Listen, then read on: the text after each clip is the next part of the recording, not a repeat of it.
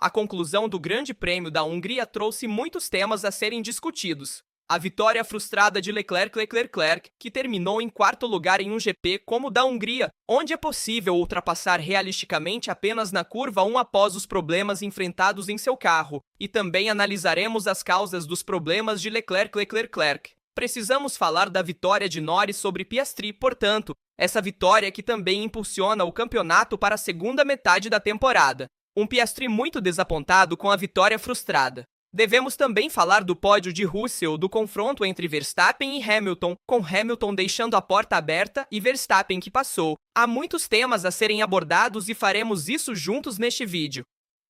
Claro que sim, de começar, lembrem-se de deixar um like de apoio, inscrever-se, ativar as notificações se ainda não estiverem inscritos e, por favor, ativar as notificações para não perderem nenhum vídeo do canal. Vamos tratar de todas as notícias relacionadas à Fórmula 1 e à Ferrari. Dito isso, vamos começar com a classificação. Segunda vitória da McLaren na Fórmula 1 e vemos Norris na frente. Norris em primeiro lugar, concluindo com uma vantagem de 6 décimos, quase 7 décimos sobre Piastri, que tentou a ultrapassagem. Vimos na penúltima volta que não deu certo. Ele não conseguiu passar, cometeu um erro. Piastri com Norris, que fez uma corrida, fez uma estratégia certamente boa, mas a largada foi decepcionante, porém, após essa largada decepcionante, conseguiu manter um bom ritmo. Portanto, podemos avaliar a corrida de Norris como positiva no geral, mas ele ainda precisa melhorar. Comete muitos erros e isso também é reconhecido pela sua própria equipe. Ele admitiu isso em uma transmissão de equipe. Eu disse, Lando, concentre-se, não queremos ver esses erros, e mesmo assim, apesar de tudo, ele conclui essa primeira parte da temporada com uma vitória muito importante para o campeonato. 284 pontos para Piastri, 275 para Norris, ou seja, apenas 9 pontos de diferença entre os dois pilotos da McLaren. Uma dobradinha da McLaren que coloca Russell em terceiro lugar e Charles Leclerc em quarto. Pessoal, Leclerc chegou a 42 segundos de Norris. 42 segundos de Norris, saindo da pole position, fazendo a primeira parada bem, e após a segunda parada, aconteceu o caos. Ele perdeu muito tempo, perdeu a posição para Piastri, perdeu a posição para Russell. Mas quero começar a análise com a análise desta corrida pelos rádios da equipe de Leclerc. Vamos assisti-los juntos. Depois vamos ouvir também Charles e aqui vemos Lec que diz, ouço, aquilo que discutimos antes da corrida. Precisamos discutir essas coisas antes de fazê-las. Antes de fazer essas coisas, é preciso discuti-las antes da corrida. Isso é fundamental. Então, Charles faz uma crítica ao método, ao briefing antes da corrida que fazem na Ferrari. Depois, seguimos em frente, vamos perder esta corrida por causa dessas coisas. Não vamos perder muito tempo.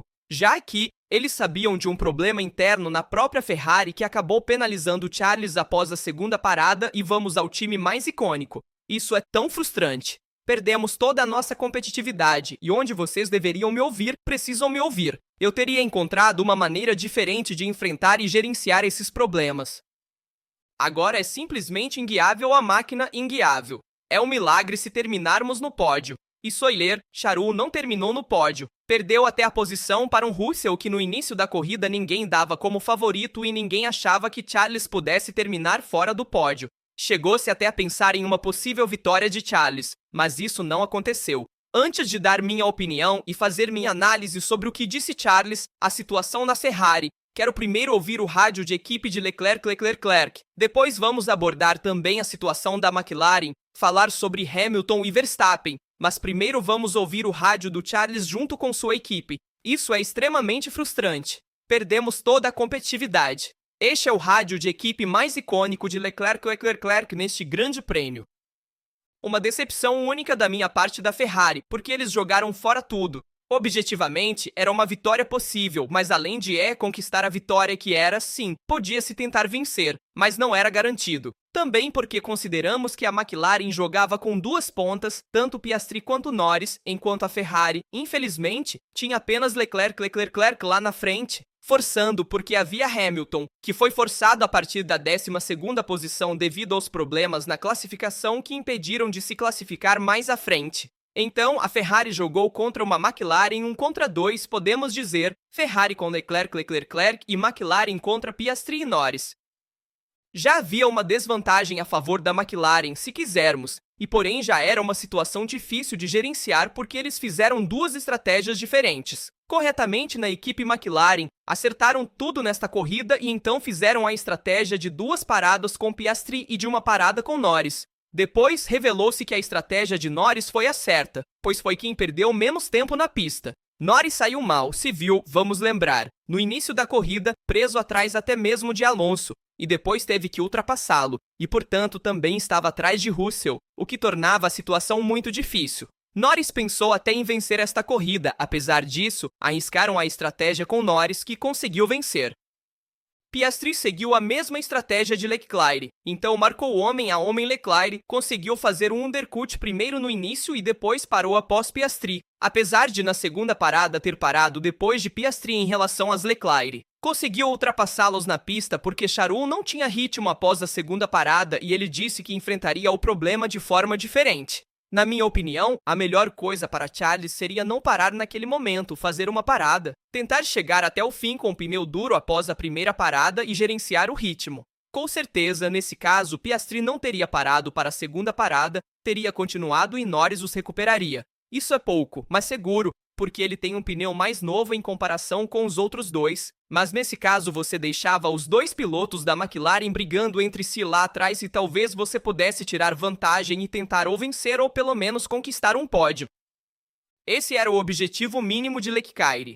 E ao contrário, até o pódio ficou fora de alcance devido a essa parada adicional, também porque se você faz uma parada adicional, mas era difícil perder o pódio. Provavelmente, então pelo menos teria terminado em terceiro, que era um resultado mínimo após partir da pole em um circuito como Hungria, onde é difícil ultrapassar. Desculpem o desabafo, mas eu queria compartilhar minha análise, minha visão da corrida, ou seja, como eu vi a corrida de fora e o que poderia ter sido feito melhor. Obviamente, naquele momento. É importante dizer que nem tudo foi ruim, no sentido de que a Ferrari demonstrou um bom ritmo na primeira parte da corrida, manteve um ritmo igual ao da McLaren, o que até algumas corridas atrás, digamos, era impossível, e até as simulações indicavam que a McLaren era mais rápida em 20 segundos.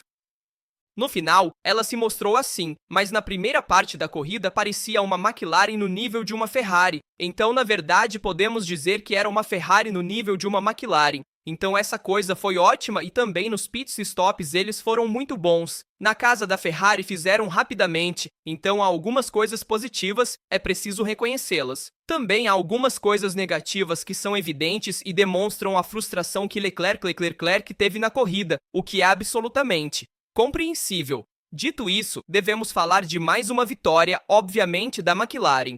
Aqui está ela, vitória na Fórmula 1. Existem alguns nomes aleatórios. Niki Lauda, Kimi Räikkönen, Prost, claro, Ayrton Senna, há muitos campeões retratados, Jenson Button, muitos campeões retratados nesta imagem. Também temos Fernando Alonso e o pódio da McLaren que nos mostram mais uma vez um carro superior em relação aos outros, principalmente na gestão dos pneus, especialmente na gestão térmica dos pneus, como eles conseguem fazer todas as voltas é algo incrível, mas é preciso dizer que nesta corrida a Mercedes também melhorou claramente. Na verdade, vou mostrar que a Mercedes fez a volta mais rápida em 11.4 com Russell, e no final da corrida Russell girava constantemente no ritmo das McLaren, na casa de 1h20 alto. A McLaren girava em 1h26, 1h27, Russell em 1h29, mas mesmo assim ele girou muito forte. Também, Russell acabou girando na casa de 1h20 baixo na parte final da corrida, mantendo um ritmo, girando também na casa de 1h19 e mantendo um bom ritmo. Mercedes nesta corrida, devo dizer. E chegar na frente da Ferrari mostra o quanto o passo atrás que a Mercedes deu, voltando à suspensão anterior, foi, digamos, promovido especialmente para Russell, que conseguiu chegar ao pódio, então é muita coisa para eles. Dovi também comentou um pouco a situação que vimos entre Russell e Leclerc. Na minha opinião, nesta questão, Leclerc está certo, porque ele diz que Russell cometeu uma penalidade, pois se moveu na frenagem. Fez uma mudança dupla de trajetória, mas rapazes, se não deixarmos eles correrem, se não deixarmos esses pilotos se divertirem na pista, também não nos divertimos. Deixem-nos correr, deixem-nos fazer um pouco de bagunça, até mesmo na pista, um pouco de contato, um pouco de disputa caso contrário. Sempre os mantemos com a boca tampada e não gostamos de ver, talvez, ultrapassagens apenas com DRS.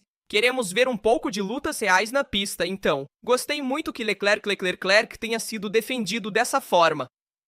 Não acho que seja uma penalidade, fez bem em não penalizar. Russell é extremado tanto no primeiro quanto no segundo caso. O primeiro caso foi justamente a primeira tentativa de ataque de Russell, ou seja, não era necessário aplicar a penalidade. Havia algo flagrante se tivessem dado uma penalidade A. No segundo caso, é verdade que ele fez aquela mudança de trajetória.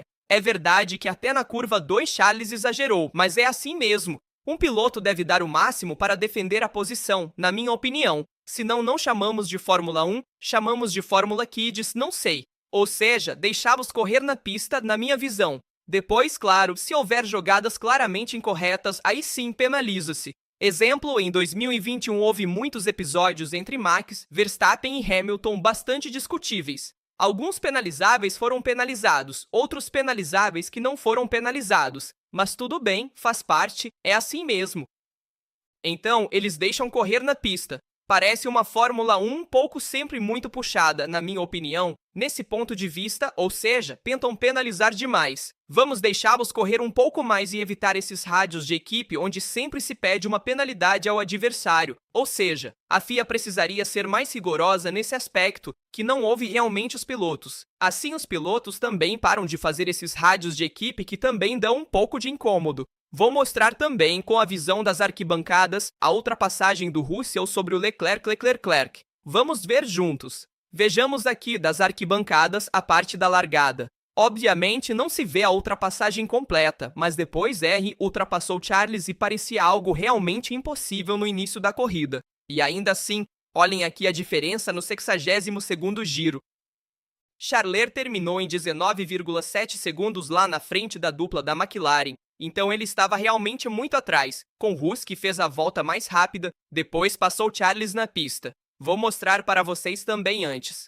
Quero mostrar especialmente a ultrapassagem de Verstappen sobre Hamilton, e depois vamos comentar também a corrida do Hamilton porque, pessoal, precisamos nos arriscar um pouco também nisso. Primeiro, vou mostrar a ultrapassagem que foi um pouco discutida também nesse caso, hein? Vamos em frente, vemos Verstappen que aparece aqui por dentro. Ele ultrapassa, neste caso, Hamilton em um ponto impossível, curva 4. Hamilton se desloca e deixa passar Verstappen. Vimos que houve uma investigação. Eles também investigaram Verstappen.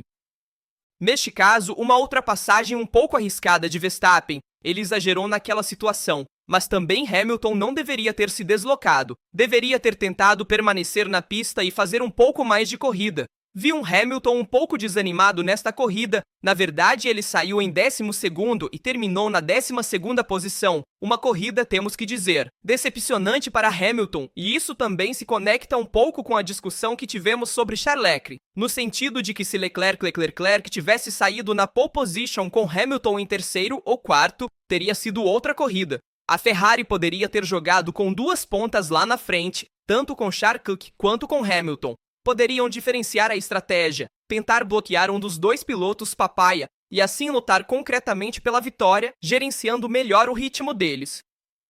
Ao invés de ter apenas Leclerc na frente, Hamilton foi forçado a remontar da 12ª posição. É normal que aquela vitória estivesse quase perdida, que fosse uma vitória realmente difícil de conquistar para Leclerc, porque ele foi forçado a lutar sozinho contra dois pilotos que, aliás, dirigiam um carro superior. Atualmente superior à Ferrari em ritmo de corrida, e por isso, Hamilton, sinto muito pela situação que está vivendo, porque é uma situação difícil, certamente. Partir atrás do seu companheiro de equipe que saiu ontem na Q2 e hoje terminar até mesmo fora dos pontos com a Ferrari, partir em 12º e chegar em 12º, aquele que nos acostumou a fazer remotas extraordinárias, hoje nos decepcionou um pouco e temos que dizer isso, porque esperava mais de Hamilton. Com certeza, ele também adotou uma estratégia diferente dos adversários, começando com pneus duros, depois colocando pneus médios. Estratégia de uma parada. Sim, é verdade. Talvez a estratégia não fosse a melhor, porque começar com um ARD na Hungria, depois não dá para ultrapassar no início da corrida, você é forçado. Acaba ficando no trânsito e é difícil depois recuperar posições porque os outros estão muito distantes. Ganharam muitos segundos de vantagem e, portanto, é difícil depois recuperar, mas esperava-se um pouco mais. Vimos Verstappen que, apesar de tudo, conseguiu recuperar melhor com uma Red Bull que até então estava mais em dificuldade do que a Ferrari. Então Verstappen fez uma recuperação, na minha opinião, melhor do que a de Hamilton, apesar de Hamilton ter tido um carro que nos mostrou que Charul era melhor do que a Red Bull. Isso é pouco, mas com certeza. Então é uma pena para Hamilton, porque eu esperava algo mais. Vou mostrar também um gráfico muito interessante que nos mostra uma estatística sobre. Esta é a conversão da pole position de vitória de Charles desde que começou a correr na Ferrari em 2019 até a Hungria 2025. Observem quantas vezes ele saiu da pole e quantas vezes conseguiu transformar essa pole em vitória. 27 poles, 5 poles convertidas em vitória. Isso é um problema. É um dado evidente, é um problema claro da Ferrari e, em particular, de Charles. Gostaria também de destacar as diferentes corridas em que conseguiu levar o carro para casa e conquistar uma vitória na pole position. Bélgica 2019, sua primeira vitória na Fórmula 1, Monza 2019, Bahrein 2022, Austrália 2022 e Mônaco 2024. Sabemos que o carro de 2019, o carro de 2022, eram dois carros muito fortes na classificação, muito rápidos, mas que tinham dificuldades no ritmo de corrida, enquanto, ao contrário, os carros de 2023 a 2024 eram mais fortes e também em 2025 são mais fortes no ritmo de corrida, menos na classificação, se quisermos.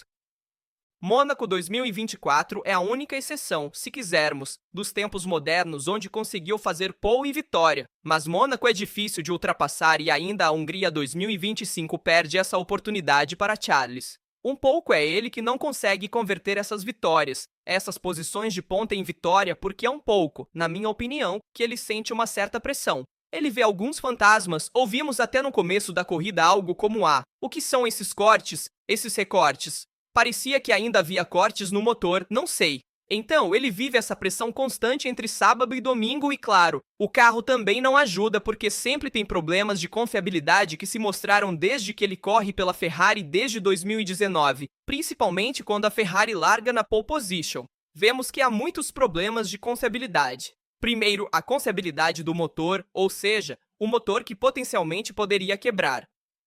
Então, também vimos problemas de lift and co. Vimos muitos problemas, incluindo a estratégia de parada. Houve muitos problemas na Ferrari ao longo desses anos que comprometeram as chances de Leclerc lutar pela vitória, mesmo partindo da pole position.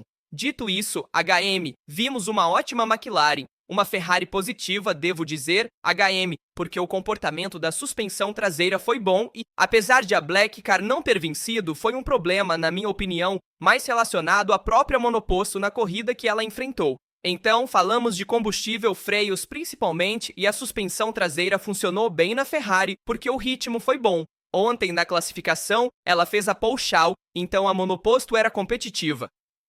Lui fez, obviamente, uma mágica, mas também na corrida de hoje o ritmo estava muito bom na primeira parte da corrida. Realmente vimos um Charles na primeira parte da corrida que estava constante nos ritmos da McLaren. A partir da segunda parada nos pits, ocorreu, digamos, a crise, se é que podemos chamar assim, de Leclerc. Portanto, também dizem que para Charles houve um problema no chassi na segunda metade da corrida. Então isso é algo que estou trazendo ao vivo agora ao ver as declarações pós-corrida, e isso certamente pode ter influenciado na segunda parte da corrida, fazendo perder ritmo de 1,5 segundos, lembro, a partir da segunda metade da corrida. Assim,